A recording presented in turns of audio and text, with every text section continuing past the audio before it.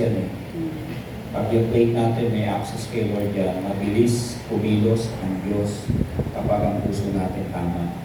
Yung isip natin ay nasa ayos, maramdaman natin yung galaw ng ating Panginoon. Masabi ba natin amen? Amen. Ngayon po ang pag-usapan natin dahil tayo po ay maturity series, nasa lesson 9 na po tayo. Pag-usapan natin ay siyempre kasama yan yung giving. At yan po ang ating pag-uusapan patungkol sa giving na maraming hindi nakakaunawa sa giving. Kaya nga, kailangan talaga more on process yung ating pinagdadaanan para mag-mature tayo sa Panginoon. No? At para maluwalhati natin ang Diyos. Kailangan natin ito eh. So sa ministry, ang simbahan tayo. At hindi makakasulong, sabi nga ni Pastor Antonet, hindi makatatakbo ang simbahan pag walang pananalapi. Hindi makakasulong at hindi rin natin mararanasan ang kapangyarihan ng Diyos kung tayo ay laging tikot ang ating mga kamay patungkol sa pagbibigay. Kung tutuusin, hindi naman kailangan ni Lord Karen. Ang kailangan lang talaga ni Lord ay maunawaan natin ang layunin ng Panginoon sa buhay natin kasi ito yung paraan para tayo ay pagpalain. Number one, God is the owner of all things. Si Lord ang may-ari ng lahat ng bagay. Ang Diyos ang may-ari ng lahat ng bagay. Lahat yan, pag-aari yan ng ating Panginoon. Lahat ng bagay ay nagsimula sa Kanya. Kaya wala tayong pwedeng ipagdamot sa Panginoon kasi si Lord ay siya ang unang nagbigay. Siya ang unang talaga nagbigay at siya rin yung unang nag-create ng lahat ng bagay sa mundo hanggang makarating doon sa pagkakaroon ng tao sa halamanan ng Eden. Ngayon, ang itinuturo ng ating Panginoon para umunlad yung ating kaisipan, mag-prosper yung ating pag-iisip sa mga salita ng ating Panginoon, kailangan pag dumadating ang Word ng God, meron tayong natatanggap na salita ng unawa, Word of Understanding. Sabi ng Psalms 24 verse 1, "The earth is the Lord's and everything in it, the world and all who live in it." Ang sabi diyan ay ang lupa ay sa Diyos. Lahat ng naririto, ang mundo at ang lahat ng naninirahan dito. Kaya nga sa pasimula pa lang ay si Lord na ang may dalaw diyan. Siya po ang may control ng lahat ng bagay. Ang pag-aari ng Panginoon ay pati ang universe, pati po lahat ng nasa paligid, lahat ng bagay, pag-aari ng Diyos. Kaya siya ang unang nagbigay, siya yung unang nagbigay ng pag-ibig, nagbigay niya yung kanyang anak, at siya rin nagbigay ng blessing, dapat ganun din tayo. Tayo ay maging mapagbigay. Sabi ba natin amen? Amen. All things seen and unseen belong to God. Sabi doon ay siya po yung pasimula, lahat ng bagay na nakikita at hindi nakikita. All animals, bird, fish, vegetation, trees, ocean, river, moon, sun, and many more are all made by God. And siya po yung may create ng lahat ng bagay.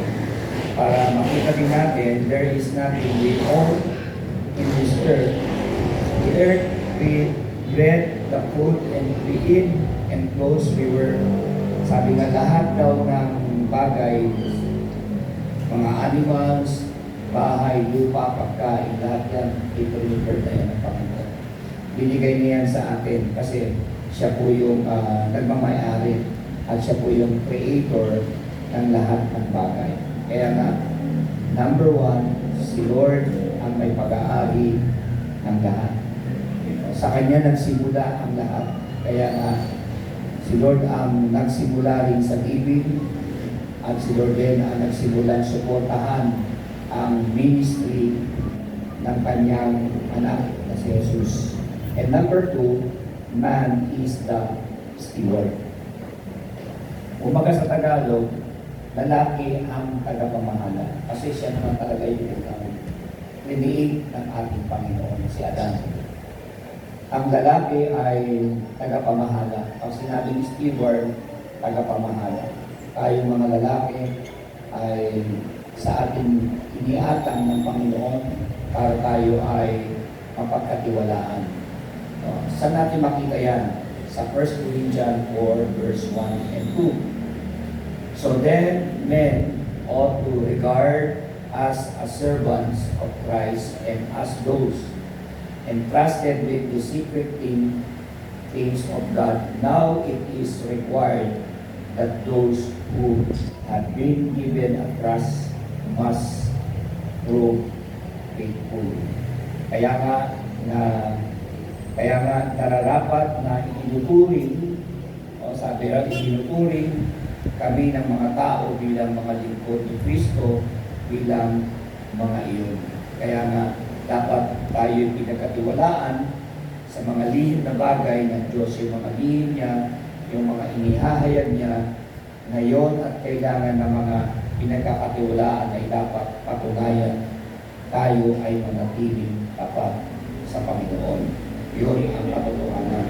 Kaya nga ang susi ng lahat ng bagay, para po tayo ay maging tapat, hindi dapat mawala sa atin o talikuran natin yung ating commitment kay Lord, yung pagiging tapat natin kay Lord, huwag natin yung tatalikuran. Dapat hanggang sa dulo ng ating hininga, manatili tayong tapat na nagbibigay sa ating Panginoon. Kasi si Lord tapat yan sa ating buhay. So yun po ang isang mahalagang bagay. Man is the keeper or the custodian of all God's creation. Ang tao ay tagapag-ingat, sabi dyan, tagapag-ingat o tagapag-alaga ng lahat ng nilikha ng Diyos. Mapalad tayo, hindi lang tayo mga lalaki, maging mga babae. Tayo yung pinagkatiwalaan, tagapag-ingat, kasama kayo dyan, ng mga babae. Ginawa niya ang mga ito para tayo ay mamahala. Para tayo ay makaranas ng pagpapala ng Panginoon. Imagine, tayo nagkukulang, nagkakamali, pero yung tiwala, yung trust ng Lord sa atin ay hindi nawawala. Kaya dapat lang natin ibigay yung para sa Panginoon. Kaya nung pagkatapos niyang likhain ng mundo, ginawa niya ang tao at ginawa niya ang tagapamahala. Adan ay ba kayong mahala sa laman ng Eden? At kayo'y pinagkatiwalaan ko at lahat ng yan ay para sa inyo. Ganun din sa pamilya natin, tayo ang tatay, tapos yung partner natin, dapat laging nagkakaisa. Nagkakaisa, gawin ang kalooban ng ating Panginoon para sa pamilya ay tuloy-tuloy ang pagpapala. Iba kasi yung nagkakaisa, yung mag-asawa. Sa kanilang business, sabi niya, God entrusted us with much ability, beauty, wisdom, knowledge, time, family, work, business, ministry, wealth, and our lives. Kaya nga sa business natin, sa mga ginagawa natin, yung mga kakayahan at kagandahan, karunungan at kaalaman at mga oras sa pamilya natin, dapat yun ay ating pinanungunan. O yung ginagawa natin sa pamilya natin, nandoon ang Diyos na umaalalay sa atin. Kaya nga, siya ang may pag-aari ng lahat ng bagay. So mga kapatid, tayo po ay pinagkakatiwalaan kasi nga mayroon tayong Diyos na binigay sa atin para gawin yung kakayahan. Sabi niya, God entrusted us according to our ability and capacity. So yung mga pinagkatiwala tayo ng Diyos ayon sa ating kakayahan, at ang kakayahan yan ay nais ng Diyos na pangasiwaan natin kung ano yung binigay ng Lord sa ating even business, pananalapi, ministry, kung ano man yung pinagkatiwala sa atin ng Diyos, dapat yun ang ating laging iingatan. Alagaan natin para yung tiwala ay huwag mawala. So yung tiwala, alagaan natin, nandiyan yung tatays tayo, nandiyan yung nagsisig tayo, nandiyan yung sa mission natin na every other month, no? Na nagbibigay tayo ng 100 para sa mission. Mabuti naalala ko yun. Sa Martes na po yun kasi may meeting po kami, yung hindi pa nakakapagbigay ng 100 na commitment natin sa mission ay pwede niyo po ibigay yun sa darating na Sunday kasi Martes po dadali na po natin ang buwan. At yun po ang isang bagay na pag tayo po ay pinagtiwalaan na nais ng ating Panginoon, huwag nating hayaan na yung mga pagkakataon na binigay sa atin ng Diyos para pagkatiwalaan na hindi pakinabangan. Kaya hindi po natin dapat hayaan yung pagkakatiwala ng Diyos ay masayang at may mga pananagutan po tayo kung babasahin po natin yung Bible. Ang Matthew chapter 25, 14 and 15 and Matthew 25 verse 16 hanggang 30. Meron po tayo po ang mga pinagkatiwalaan ng marami ay magbibigay ng pananagutan ng marami. Kaya nga yung katangiang meron tayo na pinagtiwalaan tayo, gawin natin yung pinapagawa ng ating Panginoon. Masabi ba natin amen? Amen. So una, God is the owner of all things. Pangalawa, man is the steward. Tayo ang pinagkatiwalaan. Tayo mga lalaki, kasama na rin yung ating mga partner. Ngayon naman, ang pangatlo, God commands, we obey. Utos ng Diyos, sumunod tayo. Sumunod tayo sa Kanyang pinag-uutos, sa Kanyang instruction na pinagagawa sa atin ng Panginoon. Sabi niya sa 1 Chronicle 29 verse 14, But who am I and who are my people that we should be able to give us generosity as this? Everything comes from you and we have given you only what comes from your hand. Ang sabi diyan, pinapakita diyan ng Panginoon, ngunit kung sino tayo o sino ako at sino ang aking mga tao upang tayo makapagbigay bilang bukas palad, generosity. Pagbubukas palad nito, sa iyo nang gagaling ang lahat, ikaw lang ang ibinigay namin kung ano ang nanggagaling sa iyong mga kamay. Kung ano yung dumadaan sa aking mga kamay, kahit walang trabaho, pero may dumadating na blessing, dapat meron kang binibigay para sa Panginoon. Masabi ba natin, amen? Hindi lahat hinihingi ng Diyos. Ibigay yung para kay Lord, ibigay yung para sa gobyerno, at yung matitira ay para sa atin. Kaya nga malinaw na tinuturo sa atin ng Panginoon, ang mapalad, ang bukas palad na nagbibigay sa Panginoon, ang sumusunod sa kalooban ng ating Panginoon. If we truly understand that God is the owner and we are only stewards. Kaya nga kung tunay nating maunawaan ng Diyos ang may-ari at tayo ang mga pinagkakatiwalaan lamang, tayo lang ang dapat magtiwala sa Panginoon kasi siya po yung magbigay. Para naman yung mga hirap na dumadaan sa buhay natin ay patuloy na si Lord ang magpupustos. Lalo na pag may mga karamdaman tayo, si Lord ang nagpo-provide sa lahat ng ating pangangailangan.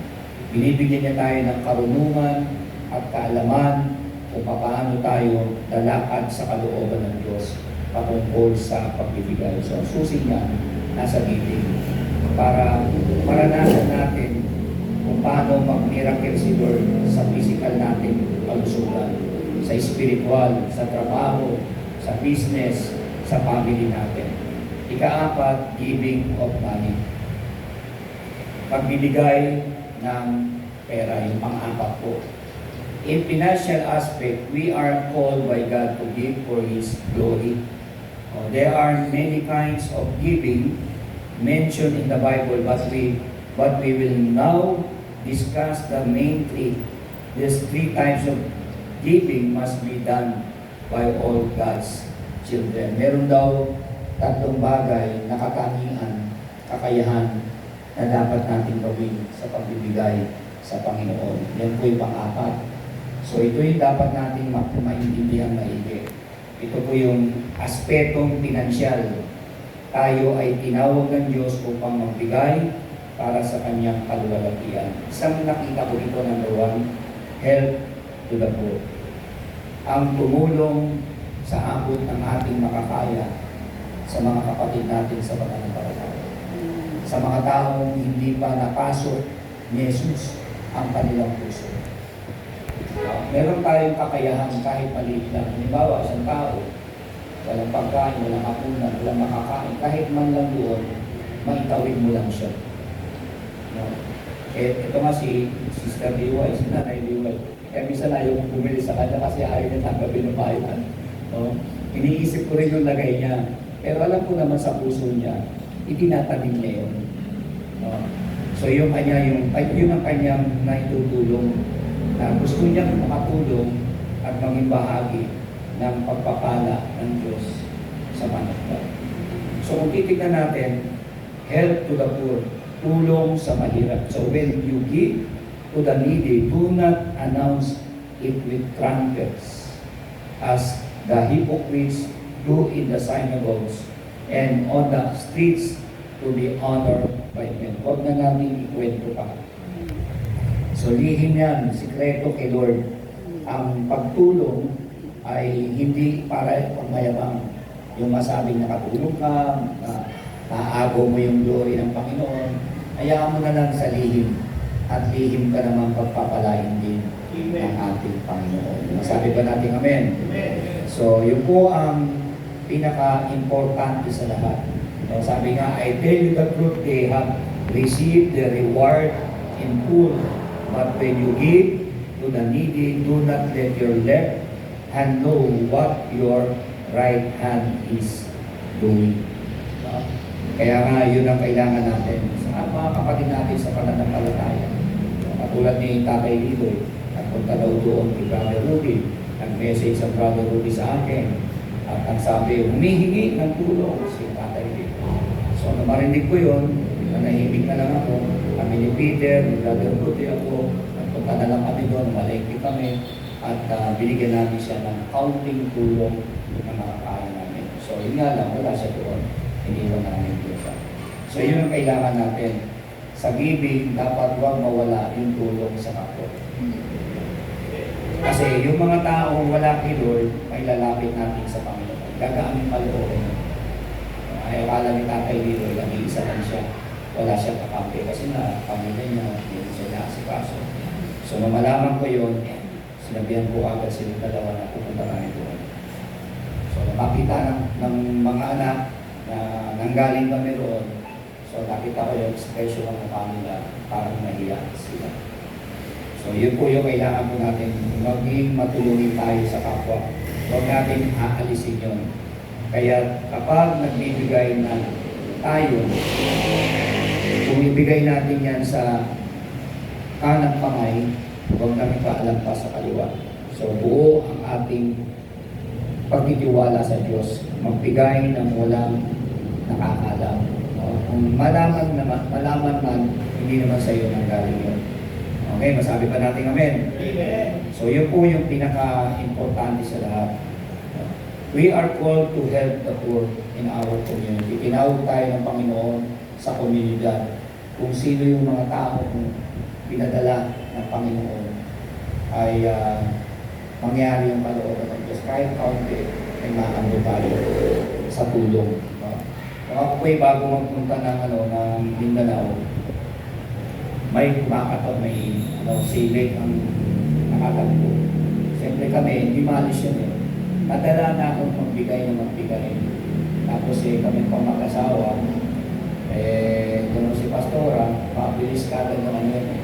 Pero nakakabasa din siya kung ito, mga scammer. One time, napansin ni Mrs. na namimihasa na, naging Dati isang beses ng linggo. Naging 3 beses sa linggo.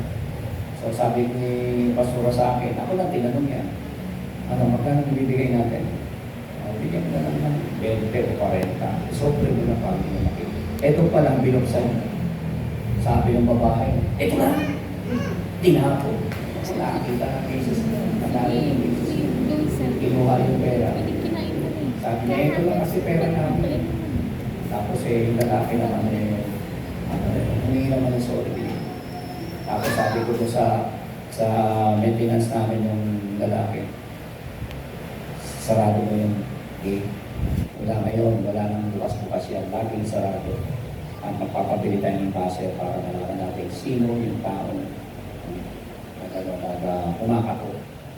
Kami nagdala kami doon. Pero pag kayong makita ng totoo, maraming bilang sa puso. Matilisar niyo. So sabi ko na lang pili, bigyan ng pagkain, bigyan ng noodles, ito yung 100, kung ano yung pangangailangan. Meron ko sa magugulat ka rin na 3 years mo nang hindi nakita. Nung nangailangan, doon lang naalala ang Diyos. Na-stroke, doon lang naalala ang simbahan. Nakakalungkot yung gano'n. Na dapat sana, may problema kayo wala, dapat pinapakinggan rin ang Panginoon. Kasi hindi habang buhay, malakas ka. Kasi tatanda ka talaga naabot daw siya ng stroke. Hindi ko na sinilip kasi busy rin ako sa pag-impake ng gamit ko. So, ganun po kailangan na magbigay tayo ng tulong sa abot ng ating makakaya. Lalo na kung kapatid natin sa pananampalataya. Amen? Amen. Mahalaga po yun. May mga katangian po yan. Pangalawa, tithes to the house of God. Kung ikaw po, sa Diyos yan. Sa Diyos yan. Hindi natin pwedeng pasubalian yan. Ang tithes, para yan sa bahay ng Panginoon. Diyan na po kukunin yung kuryente, diyan na po kukunin yung pagkain ng pastor, diyan na rin po kukunin yung maintenance ng paglakad-lakad ni pastor kung siya pupunta at sa mga lahat yun kasi ang pastor diyan yan umaasa sa binibigay ng mga tao na hinihipo ng Panginoon. Kaya naman ang pastor hindi niya pababayaan sa prayer araw-araw ang mga taong nagtatanim at nagtatayos. Ilalaban niya yan kahit anong nangyari sa pananapin. Kaya mararamdaman natin yun. So yung tithes, hindi pa tayo nagbibigay doon. Tithes pa lang yan. Kasi kanya yan eh. Ang talagang pagbibigay, yung nag-o-offering ka, yung nagsisip ka, yung ikaw magpapasya. Si Lord kasi siya nagpasya ng 10%. Kung magkano ibibigay mo sa income na kinikita mo. Pero yung offering and seed, bahala ka na. Huwag na magpasya niyan. Yun ang sabi ng Lord. Kaya, doon natin dapat maunawaan ang nais ng ating Panginoon. Sabi nga, bring the whole tithes into the storehouse, that there may be food in my house. Para daw magkaroon ng pagkain ang man of God, lalo na ang kanyang pamilya. At sa pagkakaroon ng pagkain sa bahay ng Panginoon at ang simbahan na yan, walang iba kundi ikaw. Tapos ikaw naman ang nagbibigay, ang Diyos naman ang magpapala sa iyo para mas lalong may maibigay ka pa. Mas lalong may maibigay ka pa. Meron po tayo isang leader dito na talagang hindi pala bigay. Pagkamasita lang doon na magbibigay. Pero nung siya po ay nagsweldo na sa kanyang bagong trabaho na 40,000 a month, doon na nagsimula na pinarehas niya na yung kanyang ikapo sa Panginoon. So wala mong pa yun.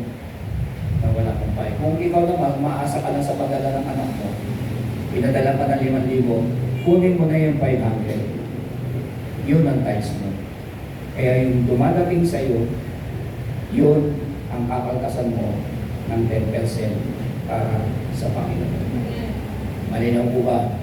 So yun po yung mahalaga na dapat po natin maunawaan. Dahil hindi po tayo lubos na makakaranas ng supernatural blessing, spiritual and financial, kung tayo po ay hindi nagtatides. Mamaya makikita po natin dito ano ang nangyayari sa mga hindi nagtatides. A tithes of everything from the land, whether grain from the soil or fruit from the trees, belongs to the Lord. It is holy to the Lord. Imagine, yung palang ikapo, banal pala yun.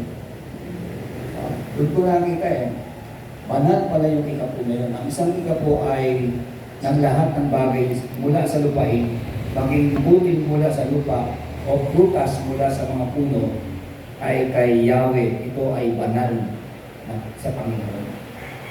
Ang matabang lupa, kailangan niya ng butil o isang buto na matibay din. Mataba ang lupa, mataba ang buto, at yung buto dapat patay na. Hindi yung ties natin. Yung ties natin, hindi niya pwedeng gamitin sa Meralco. Kasi pag nagamit niya sa Meralco, wala na. Sira na yung budget mo. Yung sa Panginoon talaga. Pag binigay mo yung ties mo yan, kilod yan. Hindi pa pwede yung ties mo, hahatiin mo, na that's the decision mo. Kailangan buo yung ties na ibibigay mo. So narinig na natin yan sa ating bishop dyan sa Philippine Science sa mentoring natin. Kaya malinaw nang sabi dito, 10% of our income belongs to God. Dapat natin yun ibigay. Kasi kung hindi natin ibigay yan, malamang tayo po ay papasukin ng mga gawa ng kaaway. Pero meron niyang pangako si Lord. May protection ng tithes natin na binibigay natin, sinasauli natin sa Panginoon. Sabi nga, our tithes is secret to Him. If we use this amount for our needs, we are robbing God and putting curse upon ourselves. Pag hindi tayo makabigay ng tithes, hindi natin nabibigay, nagamit natin, nakain natin yung tithes, kaya sabi rito, nananakawan natin. Kung ang gobyerno may korupsyon, sa simbahan din may korupsyon. Nakukurap mo yung tithes na dapat yung kay Lord. Kaya pag yung hindi mo binigay, nahuhol tuloy yung blessing. Sa halip yung cancer ng tatay o ng nanay gumaling, nahuhol yung healing, nahuhol yung blessing. Kasi yun naman talaga ang susi nun para makuha natin. Kung tutusin, kulang pa yung tithes mo para ibayad sa bagots. Yun ang hinihingi sa'yo. At hintayin mo yung divine healing ng ating Panginoon. Giving our tithes bring to benefits. Ano bang benefits? Protection from the curse and open the door to God's blessing. Isipin mo yung sumpa ng cancer, sumpa ng paghihiwalay ng mag-asawa, sumpa na hindi pagkakasundo-sundo sa tahanan, kahirapan sa pananalapi, mga anak na hindi nagsisimba. So yung benefits pala niyan, doon natin pala nakukuha yun. Darating ang time, yung mga anak natin na hindi pala simba, magsisimba yan. Huwag lang tayo mawalan ng pag-asa. Paniban na lang natin ang tanong. Hayaan na natin sila na mag-decision dyan. Kung hindi natin sila makaya, hindi natin mapilit, hindi tayo na lang magpatuloy kay Lord. Ipakita na lang natin sa Panginoon, sa mga anak natin, para sila ay maakay natin papunta sa Panginoon. Malinaw mo ba? So ang pagbibigay ng ating ikapo ay nagdudulot ng dalawang benepisyo, protection mula sa sumpa at pagbubukas ng pinto sa mga pagpapala ng Diyos. Ang Diyos, siya lang may karapatang magbukas ng blessing, siya lang may karapatang magsarado ng pintuan.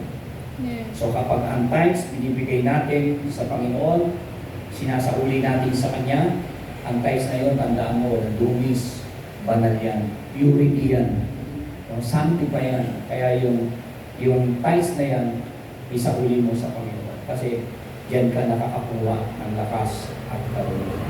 Masabi ka natin, Amen. We must bring the whole tent to the house of God or to the church where we are planted.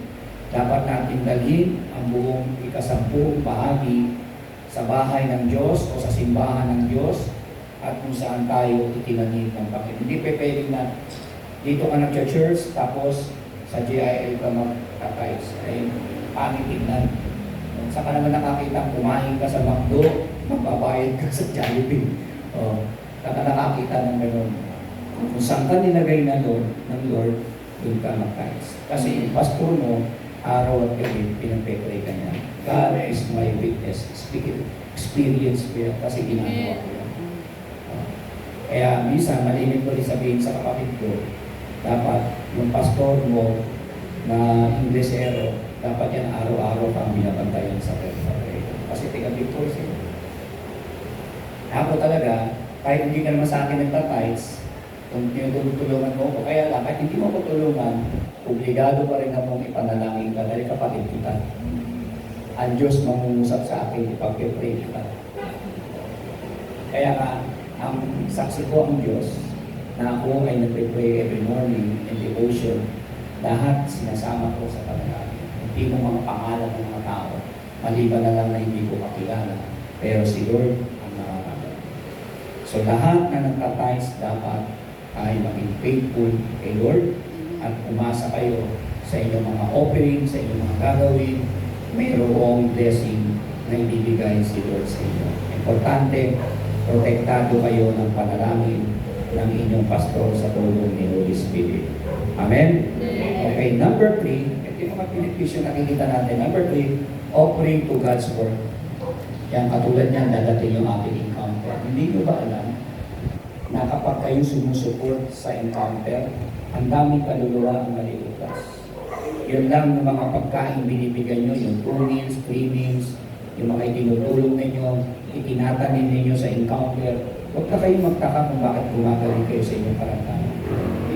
Huwag kayong magtaka, Brother Peter, bakit hindi ka na sinusumpong kasi magaling na nakuha mo yan sa mga tanong.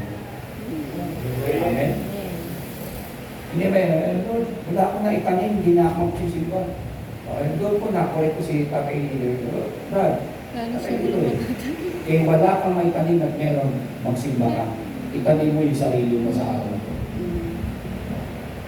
Huwag kang, alam mo na Lord na gusto mo magtanim, pero huwag mong gawing reason yan. Ano kaya sabihin mo, Lord, bigyan mo naman ako ng pansin, Pasko, tulungan mo naman ako para makapagpanin ako ng pagpalain naman ako ng lubos-lubos.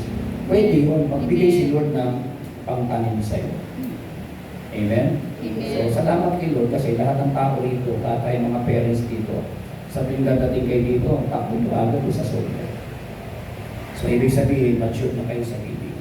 Nauunawaan nyo na yung nais ng ating Panginoon. Kaya, offering to God's work, ito po yung pag-alay ng gawain ng Diyos. Kasi sa offering, walang limit yan, walang amount yan. Si Lord at ikaw lang ang nakakaalam yan. Remember this, whoever sows sparingly will also reap sparingly. And whoever sows generously will also reap generously. Pag nagtanim ka ng marami, marami aanihin mo. Tanim ka ng konti, konti ang aanihin mo. So, doon kumikilos at gumagalaw ang ating Panginoon. Lahat tayo nakaranas na ng pagpapala at himala ng ating Panginoon. So, ako nga, yung post-grade ko, nasa 31 na. Hindi pa kanila to, pero dinaan ko yun sa pagtanim-tanim. At dinaan ko yun yung aking tithes na kasi ang tithes ko sa Pisigami, ang mga pastor. So yung tithes ko, hindi ko yung hinahayaan. Kasi nga, kikita ko sa record, pagdating ng January, binibilang lahat yun. Ngayon tingnan ko, minsan, may pumalya ako nung nakaraang taon, may 2. Iisip ko, bakit? Ang ganyan, yung pala, nakakalimutan ilista yung Mayo, tsaka yung April. Sabi, tinignan ko yung chinek ko yung sa aking record dito. Sabi ko, wala akong sablay. So, hindi lang pala nalista. Kasi nga yung treasurer, umalis na si Pastor Q. Hindi na ayos lahat. Lahat kami pare-pareho. So, simula ulit sabi ni Bishop. So, mas tingnan ninyo yung January to December. Bilangin nyo na nangyari sa loob ng isang taon. Ay, ito pala nag-tithes ko. Naka 20,000 na kakilo. Huwihin ng Panginoon. So, ibig sabihin, proud ka, meron kang nagawa sa Panginoon in the whole year. Amen? So, hindi ka nawalan. So, tignan mo naman kung anong ginawa ni Lord sa loob ng isang taon. Yun lang bumaling ka sa karamdaman mo. Yun ang successful ang operation mo para itulog yun. Kasi yung tithes mo, yung tanim mo ng bunga ng pagpapala sa Panginoon. Masabi pa natin, Amen. So yun po ang pinakamahalaga. And sa Malachi 3:8, sabi diyan, ito na yun, will a man God rob? Paano ba natin nananakawan ng Diyos? Yet you rob me, but you ask, how do we rob you? In tithes and offering. Nananakawan pala natin si Lord kapag ang ating tithes ay hindi po natin maibigay. Kasi may isang meron mga ito yung mga napapansin mo yung mga immature Christian. Lord, nawaan mo na wala kami pangkain. Kaya hiramin ko muna ito, sa susunod na lang ako magbigay. Meron naman Christian na mature po kasi, Lord, dadagdagan ko na lang ito, ito-doble ko na lang ito. Pero kailangan mo tuparin. Tuparin mo yun para mas lalong kapanipaniwala sa puso natin para sa Panginoon. Masabi ba natin, Amen? Amen. So meron po mga ganon. Nung bumalik, kunyari, halimbawa, 5,000 yung tithes niya, nagastos niya, pero may dadating siyang money. So bumalik, tapos dinagdagan pa niya sa ng 5K, naging 6K niya. Binigay pa niya ng, sinamahan pa niya ng dagdag. Yun pong mga ganon. Pero wag natin hayaan na kainin natin yung tithes o nakawin natin yung tithes. Lalo na wag natin iipitin ang tithes. Kasi pag inipit natin yun, ipit din tayo kay Lord. Kaya yung kagalingan ng ating karamdaman, si Lord lang. Kung tutusin, pwede sabihin ni Lord sa'yo, ha? Yung tithes mo, 2K. Kumpara mo na lang sa ibabayad mo sa matos kung ikaw ay nakaratay doon. Ang liit lang mo. Kumpara doon sa malaking lupa kaya. Kung meron kang ganun kaisipan, makikita mo talaga nga. Kaya salamat sa ating Panginoon. Mahalaga po yung makita po natin ang sinasabi ng ating Diyos. And number 5, guidelines for giving. Mga gabay ng pagbibigay. Tatlo po yan, mga gabay ng pagbibigay. Pag nagbibigay tayo, dapat hindi tayo nakasimangon. Number 1, give with joy. Masaya, bukal sa puso, hindi napipilitan. This man should give what he has decided in his heart to give, not reluctantly or under compulsion, for God loves a cheerful giver. Masayang nagbibigay. Hindi ka nalulungkot, masaya ka. Kung maaari nga lang habang pumupunta ka sa box, sumasayaw ka pa Ganun yung mga Israelites bago may bigay doon. Sumasayaw ka, maganda yung pakiramdam mo kasi ibibigay ka. So, nagagala ka sa pagbibigay sa Panginoon. Tulad ni Brother Peter, birthday niya. Nagpakain siya, magsishare siya ng blessing. Kasi yung extension ng life niya, blessing yun. Kaya ginawa ni Peter, bumanti naman siya. Gusto naman niyang magbigay ng pagpapala sa atin. So, yan yung mga maliliit na bagay ba? Tignan niyo maigi. Isipin niyo maigi. Kaya maliit o malaki, basta help sa mga nangangailangan. Gawin niyo yun. Basta kaya natin. Doon ang nais ng Panginoon na magbigay tayo na may kagalakan. Number 2, sabi dyan ay nag-double yata. So, give with faith. So, hindi joy. Give with faith. Yan. Give with faith. Magbigay ng may pananampalataya. Si Abel, siya po ay nag-offer ng maganda by faith. Pag nagbibigay siya kay Lord, nakikita ng kanyang kapatid, nagseselos. Kasi genuine yung pagbibigay ni Abel. Kaya ito si Cain, ginawa niya, kapatid niya, tinumban niya, pinatay niya sa laki ng inggit. Hindi makukuha sa inggit. Gayahin mo siya kasi faithful siya. Faithful. Amen? Naalala ko si Santi, yung kachat ko sa Canada. Tumawag yan minsan sa akin. Pastor,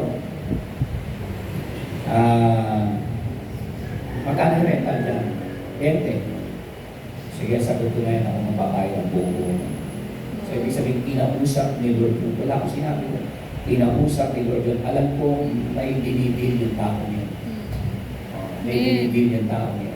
Kasi, nagpipray yan kay Lord na gusto niya magkaroon ng kapartner na makakasama niya habang buhay. So, tinaan niya dun sa ganung seed. At yun ang kanyang ginawa. Kaya tayo rin, kung meron tayong dinidil kay Lord, at kakayanin natin, kaya natin mag-sacrifice, malaki yung plano natin kay Lord, o sa pamilya natin, daan natin yung sa kataling sa Panginoon. Kaya pag nagbibigay tayo, dapat may kagalakan. Sa Hebrews 11, verse 4, na makikita natin doon. Ikatlo, give with right motive. Dapat may motibo. Magbibigay ka na may tamang motibo. Hindi yung, isa, di ba, pag malaki magbigay, uyapang na, siga na sa simbahan. So, dapat humble pa rin. So that your giving may be in secret, then your Father who sees what is done in secret will reward you. Matthew 6:4. Ang Diyos ang magbibigay sa iyo ng reward sa hingin. Huwag mong ikalat. Hayaan mong maging malinis ang iyong pagbibigay sa Panginoon. Dahil malaki ang impact nito kapag ginagawa mo natin. Yung mga nagtatanim pag Sunday, pumipila dyan, hindi nila alam may mga gantimpalang nagaganap sa kanilang buhay. Lahat yun sa ihim. Nagaganap at nangyayari. Mapapansin mo kahit may karamdaman ka, malakas ka na. Magugulat ka, isa sasabihin sa'yo ng doktor, sa ubos ka na babalik. Wala namang ano eh. Wala namang problema sa'yo. Pagka medyo tumaas yung mo, sasabihin ko, alalay ka na sa pagkain. Takbo-takbo lang, pastor, alalay lang, kapawis ko. Nagsulod na, pati yung sulod na. Puro 110, 150, 1.5. Kaya sabi niya, kaya sa ubos ka naman umalik. Kaya kung tayo may mga karamdaman, dahil sa katapatan natin sa Panginoon. Kasi one day, iwanan din natin itong mundong ko eh. At uuwi tayo sa Panginoon. Nawa, sa ginagawa natin yun, pag tayo umuwi sa Panginoon, mismo yung nakakaalam ng record mo, makikita kayo sa record. Kunyari, umuwi ka na kay Lord, Pastor, grabe sa pension. Pag nangaral ng pastor, kahit nakahiga ka na, hindi mo na narinig yung mensahe ko. Ano yung mga talagang matindi kang kapatid natin. Ang katapatan niya sa Panginoon ay hindi natin matatawaran kasi lahat ng kanyang times kay Lord ay kay Lord. At pagtanim at tumulong, lalo na pagdating sa mga encounter. So, kailangan lamang natin may motibo, tamang motibo na dapat natin gawin para sa Panginoon. Pang-anim, the rewards of giving. Diyan tayo mawawakas. The rewards of giving. Mga gantimpala ng pagbibigay. A generous man will prosper. He who refresh others will himself be refreshed. Proverbs 11:25. Ang taong mapagbigay, uunlad. Hindi siya mukhang kaawa-awa, kundi mukhang kahanga-hanga at yumayaman sa pananampalataya sa Panginoon. Siya na napapaginhawa sa iba at siya rin ang magpapaginhawa sa kanyang sarili. Natulungan mo yung tao, napaprosper ka, tumutulong ka, hindi mo sinasarili. Subukan mo na yung hangin. Yung hangin na sa loob ng kwarto mo, ikulong mo, huwag mong ilabas. Babaho yan. Pero kung yung hangin, bukas ang mga bintana, laging sariwa. Ganun din dapat bukas din ang ating palad sa pagbibigay sa Panginoon. Kaya laging sariwa ang kapahayagan ng Panginoon. Kaya ako lagi kong prayer, Lord, dumating ang salita. Dinideclare ko na dumating ang salita ng unawa sa lahat ng parents. Ibig sabihin yun, in general, kasama pera, kalusugan, himala, kapabalaghan, ministry, at kung ano-ano pa, at kapayapaan. Kaya pag dumating yung word of understanding, yung na-receive mo sa Panginoon, Yun na. Pag sinabi ni Lord na taniman mo yung pastor mo, kasi yung pastor mo, hindi yan magsasalita ng rekta sa iyo, mahihiya yan. Meron niyang ginadala, meron niyang dapat na matulungan sa kanya, na pinag-prepare niya. Pag nakaramdam ka ng ganong message ni Lord, ginawa mo yan, asahan mo yung blessing na darating sa iyo. Kasi man of God yun yung iyong pastor. Kaya nga mga kapatid, malinaw na ang sinasabi ng ating Panginoon. Luke chapter 6, verse 38. Yan. Sa Luke chapter 6, verse 38, papapansin po natin, sabi diyan, good measure, press down. Siniksik na, no? Itinulak pa baba, siniksik na, at tumatakbo pa para may habol pa yung blessing, siksik, diglig, at umahampaw yung basket. Tambak-tambak na, pero para magusto, may mahabol pa, lalo pang ilinidiin para magkasya yung mga pagpapano. So, ang blessing, siksik, diglig, aapaw sa buhay natin. Masabi pa natin amen.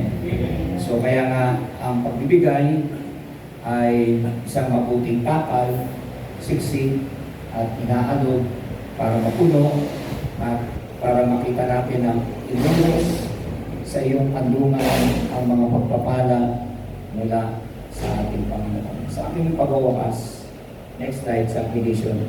Yan. Ang lahat ng itong mga bagay na ito ay may mga tanong.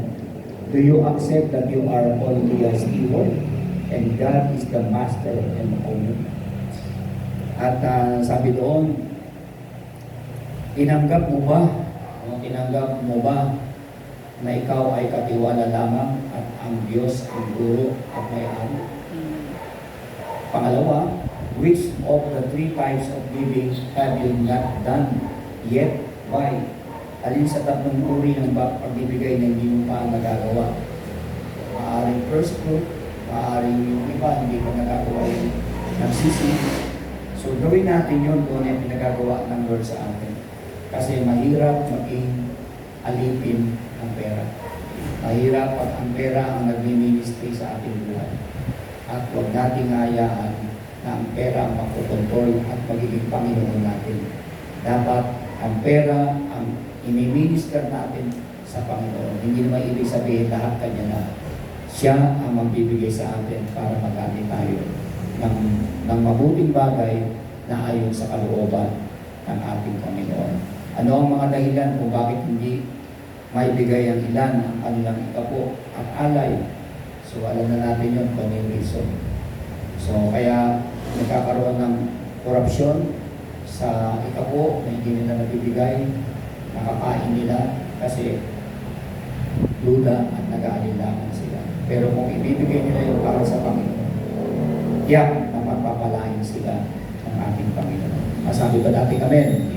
Okay, tayo po'y manalangin kay Lord. Lord, maraming salamat. Pagpalain mo po ang iyong mga anak. Ang mga anak mo na faithful sa giving, faithful sa seed, at patuloy mo po silang pagpalain spiritually, financially, at hindi sila mukhang kaawa-awa, kundi kamang-hamang-ha sa layunin ng Panginoon. Lord, I declare na i-prosper mo sila. Unang-una, gagaling sila sa kanilang karamdaman. I-prosper mo sila spiritually and financially. At kayo po ang siyang patuloy na kumilos nito sa kanilang buhay. Kaya Panginoon, hinihingi namin na bigyan niyo sila ng pangsin, bigyan niyo sila ng pag-tithes, at ganoon din po Panginoon sa kanilang mga trabaho, sa kanilang mga resources, at ikaw po ang siyang patuloy na magpala ayon sa kalooban mo para sa iyo, Panginoon. Lord, salamat sa kaarawan ni Peter. Si Peter, Lord, salamat sa buhay niya na in-extend mo yung life niya. Mas lalo mo siyang pagpalain, kasihan, Panginoon. At habang siya ay lumalakad sa iyong kalooban, maramdaman niya yung yapos ng Diyos. At kapag mayroong pinagdaanan, may karamdaman, Lord, ikaw ang doktor niya. Ikaw ang maghihimala sa kanyang buhay. Lagi niyo silang ingatan, pagpalain ang mag-asawang Jody at Peter. At ikaw ang siya. Kaya Panginoon, salamat ng marami Lahat kami naririto ay protektahan mo at ilayo mo kami sa mabibigat na karamdaman. Ilayo mo kami, Panginoon, sa panganib at ilayo mo kami, Panginoon, sa mga maling tao. Kundi gamitin mo kami ayon sa iyong kalooban para ikaw ang maluwalhati. I-bless mo ang mga pagkain ito, magsilbing kalakasan, kalusugan sa amin, at ikaw ang siyang patuloy na maluwalhati sa pangalan ni Jesus. Salamat po sa pangalan ni Jesus sa pagmubay ng Holy Spirit. Amen and amen. Okay, Lord.